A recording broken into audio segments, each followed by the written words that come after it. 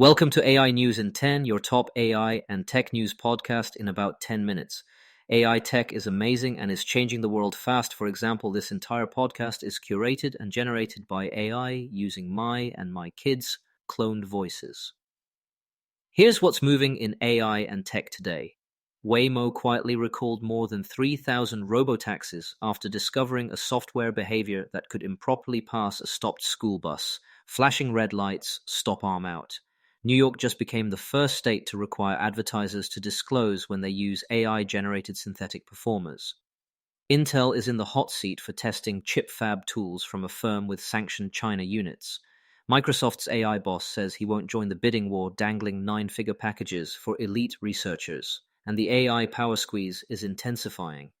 NextEra inked multi-gigawatt energy and data center deals with Google and Meta, even as local moratoriums spread, and one buzzy AI energy developer just stumbled. But first, let's hear a word from our sponsors. Need elite developers fast? Elite Coders connects you with rigorously vetted senior engineers in 24 to 48 hours. Staff augmentation, dedicated teams, or full project delivery, we've got you covered. Visit elitecoders.co to get started today. Now let's dive into today's stories. Let's start with the Robotaxis. Waymo issued a recall for 3,067 vehicles after its fifth-generation self-driving stack showed a corner case behavior, proceeding past stopped school buses. The company pushed an over-the-air software fix and says the affected vehicles were updated by mid-November. Federal regulators, who had already been asking about Texas incidents where autonomous cars passed buses at least 19 times this semester, now want Waymo to explain what went wrong and what changed. The big takeaway is that even mature autonomous systems can fail in high-stakes, low-frequency situations, but the fix can ship as quickly as a phone update. Watch whether NHTSA escalates its probe or considers broader rules for school bus interactions in driverless fleets. Policy shift next. New York's governor signed Senate Bill 8420-A and Assembly Bill 8887-B, the first law in the nation that requires ads to clearly disclose when AI-generated avatars or synthetic performers are used. First violations draw a $1,000 civil penalty, and repeat offenses can hit $5,000. There's an explicit carve-out for expressive works, think films or games, when the synthetic imagery serves the narrative. A companion measure requires consent from a deceased person's heirs before using their name or likeness in ads. SAG-AFTRA backed the changes, arguing artists and consumers need clarity as generative tools flood feeds and billboards. For marketers, the practical impact is simple: label it. For platforms and ad tech, expect audits and questions about how disclosures are surfaced in small formats like stories and reels. There's also a bigger New York AI bill in play, the RAISE Act on Incident Reporting and Transparency, that's drawing last-minute edits and pressure from parents and advocacy groups. But the ad disclosure rules are now law, and other states will likely borrow the language. Over to chips and geopolitics. Reports say Intel tested wet-etch tools from ACM Research for its forthcoming 14A process, targeted around 2027. The twist is that ACM has overseas units in Shanghai and South Korea that landed on US sanctions lists last year for alleged ties to China's military-linked tech ambitions.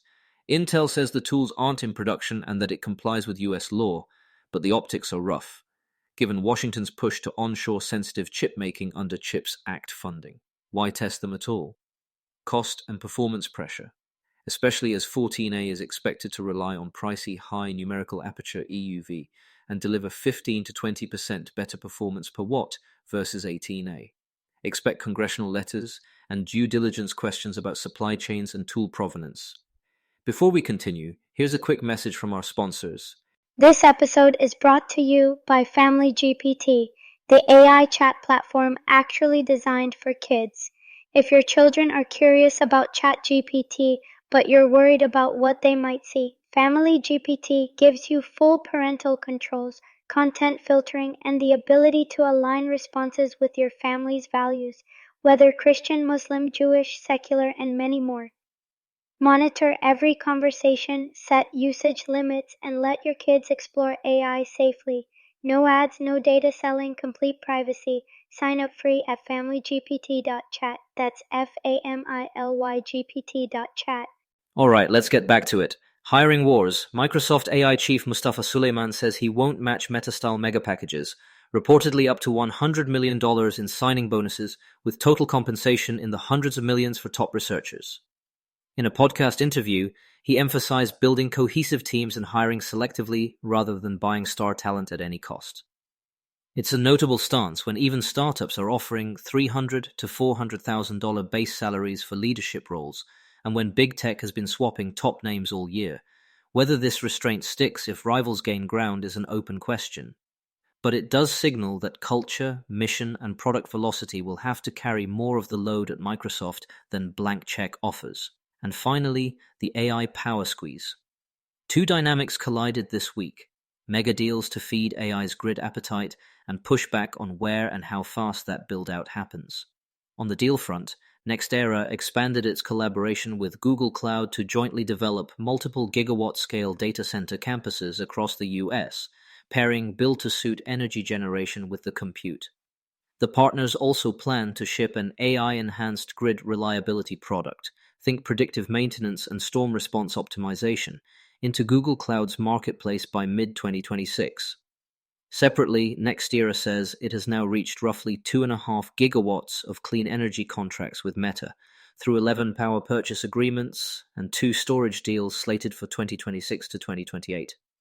Translation: hyperscalers are increasingly moving to bring-your-own generation strategies, bundling land, load, interconnects, and long-term power at campus scale.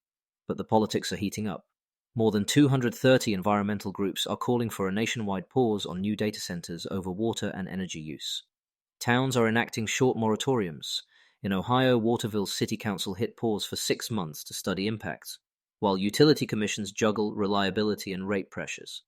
The narrative is shifting from build faster to build smarter, closer to generation, with clearer community benefits.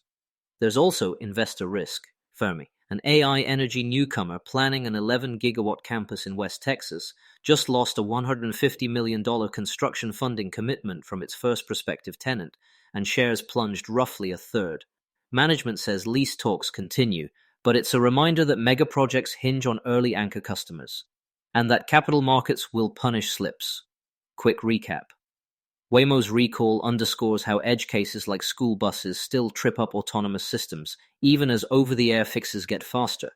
New York's synthetic performer labels bring ad transparency rules into the AI era.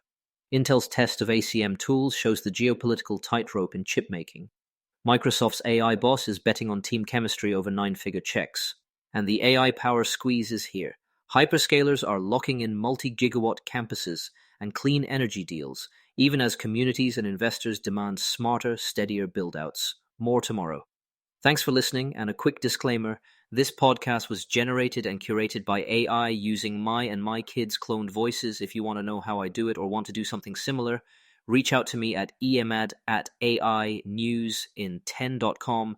That's AI news in 10.com. See you all tomorrow.